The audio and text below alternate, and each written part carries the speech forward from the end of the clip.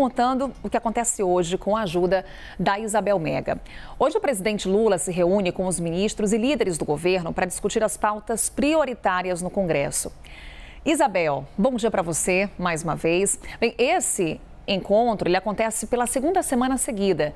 E a intenção do presidente Lula é que essas conversas se tornem uma rotina por aí em Brasília. E quando a gente fala dessas pautas prioritárias do governo no Congresso, são inúmeras, né, Isabel? Nessa semana tem, por exemplo, a MP da compensação, que está gerando aí muito ruído entre setores da economia, entre os parlamentares, muita resistência no Congresso. E também tem um projeto do Mover, que voltou para a Câmara dos Deputados e é o projeto que prevê aquela taxação das blusinhas das compras internacionais de até $50. Oi, Carol, bom dia novamente para você, bom dia para quem está chegando aqui no Novo Dia, ótima semana. Carol, tá dando certo até aqui, né, essa rotina de encontros, já estamos na segunda semana em que nenhuma segunda-feira o presidente Lula se reúne pessoalmente com o time da coordenação política, o time que faz justamente essa ponte entre Palácio do Planalto e Congresso Nacional para afinar essa relação entre os dois poderes. Então, participam dessa reunião logo mais às 9 da manhã no Palácio do Planalto os ministros palacianos e praticamente todos eles, Alexandre Padilha, que é o ministro da Articulação Política, o chefe da Casa Civil, Rui Costa, Márcio Macedo, da Secretaria-Geral da Presidência da República também, além dos líderes do governo na Câmara, no Senado e no Congresso Nacional. Então, pela segunda semana, esse time vai se reunir para justamente projetar a semana, algo que a gente faz muito aqui no jornalismo, né? Na segunda-feira, normalmente, a gente tem esse olhar de projetar a semana, isso também funciona do ponto de vista do governo e de olho, principalmente, em como afinar essa articulação, pensando nessas pautas que representam certos desafios. Começar pela que está um pouco mais ajeitadinha a casa, que é a questão da taxação das compras internacionais de até $50, que está dentro ali do projeto do Mover. A intenção dos parlamentares lá na Câmara dos Deputados é colocar para votação nesta semana. Esse texto que passou na semana passada pelo Senado, já tinha passado pela Câmara, mas sofreu modificações e por isso voltou à análise da Câmara dos Deputados.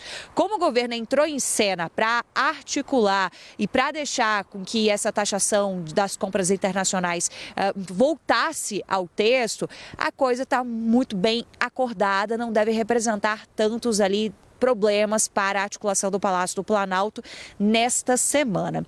Mas tem um ponto bastante sensível que é para a gente olhar para outra casa, para o Senado Federal, por conta dessa discussão sobre a compensação da desoneração da folha de pagamento para municípios de 17 setores neste ano de 2024. Já havia um acordo de manter a desoneração, portanto, eles estão isentos desses impostos neste ano, com uma reoneração gradual a partir do ano que vem. Acontece que as medidas compensatórias enviadas pelo Ministério da Fazenda, que já estão valendo, estão em uma medida provisória editada na semana passada pelo Ministério da Fazenda, não agradaram os setores e não agradaram, como consequência, o próprio Congresso Nacional.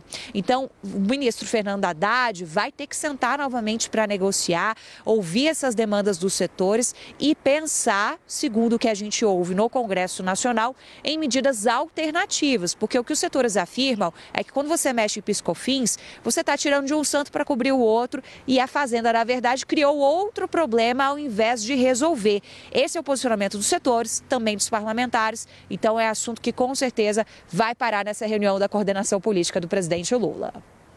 Isabel, quanto a essa medida provisória da compensação ela foi publicada, o ministro Fernando Haddad sequer estava em Brasília, ele estava em viagem ao exterior. Então também marca esse retorno do ministro da Fazenda à capital federal nessa articulação também política e nessa conversa com o presidente Lula. Com toda certeza, né? Porque o Haddad foi o principal articulador desse acordo.